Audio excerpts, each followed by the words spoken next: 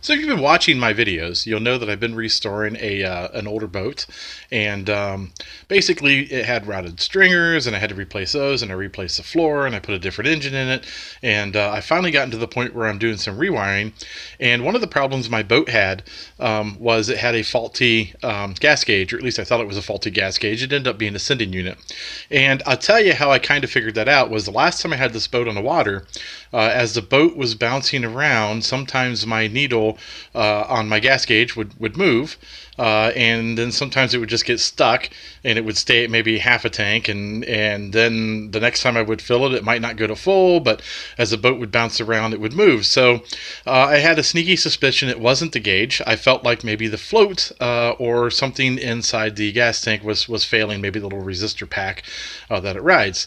So what you're going to find in your boat is on the top of your gas tank. Now in my case, I have an access panel here that sits in the middle of the floor. And I don't have this bolted down yet because I'm still restoring this boat. But when you look at the top of the gas tank, you're going to find a sending unit. Now this is pretty crusty inside. I still need to do a little bit of cleanup and maybe take care of some rust issues. Now my tank is aluminum, but you can see my sending unit is sitting here and it's pretty rusted out. And we're going to replace this is what we're going to do. So when you open up the top of your tank, or if you can get to the top of your tank, you're going to find pretty much all of them look the same. It's just a round plate with a sensor wire that sits on top. And I've got the sensor wire off right now because we're going to pull this out and I'm going to show you what's inside. So you want to make sure it's really clean. Now it looks dirty, but I cleaned all around this so we don't get too much gunk in the tank. Ideally you don't want any. I do have some in there, so I'm going to have to get that out later. It's a very tight fit on mine, as you can see. And this is what a float looks like. Or a sending unit is what they call them. And so basically there is a little resistor pack in here, or sometimes it's a spring or some type of variable resistance. And then there's this arm that floats, and if it's all the way to the top, it sends a signal back to the gauge to say the tank is full. If it's all the way at the bottom, it sends a signal back to the tank that says it's empty. Now, you can't tell by the video, but I have to press really hard to move this float. In fact, it's up. There's, you can see it's not falling down on its own, and that's what's going on. It's just old, it's rusted out, and it needs replaced. So I have a really cool replacement that I think you guys are going to like. These are kind of new on the market. They don't have the swing arm anymore. And I'll tell you, this is probably the shortest swing arm I've ever seen on a sending unit. And typically what happens in boats is they bounce around, and they bounce around hard, and this rod gets bent, and then your gauge is inaccurate. Now, you can usually deal with that because you know that a full tank might be a corridor, and then you understand when you're on E, you probably have a corridor, and it's, we can all deal with that, but it's kind of annoying and it's a little bit of a nuisance. So what they've done to eliminate that is there's a company out there that's called KUS, and KUS is a American US based company, and they build one that does not have a swing arm.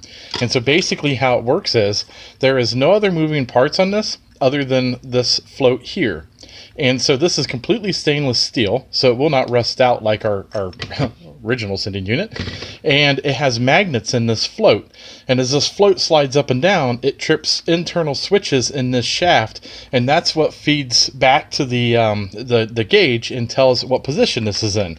Now this may look really short, and honestly, it is also the shortest sending unit. Length, not only the arm is short, but the actual height of it is short as well, because my gas tank is literally only about 4.5 inches deep. So it's a pretty shallow tank. It's a small boat, small tank. You can buy these in any length. You have to order them that way, and they tell you to order them like a 1/2 inch shorter than what your tank is, so that when you put it on, you're not rubbing on the bottom. So I ordered a 4-inch one. My tank is 4.5 inches, and this will bolt down exactly in place where the old one is. It'll never bend. It's never going to rust. And the whole point of this whole restoration is to get this boat back in working order like it was when it was new, and this is going to do that.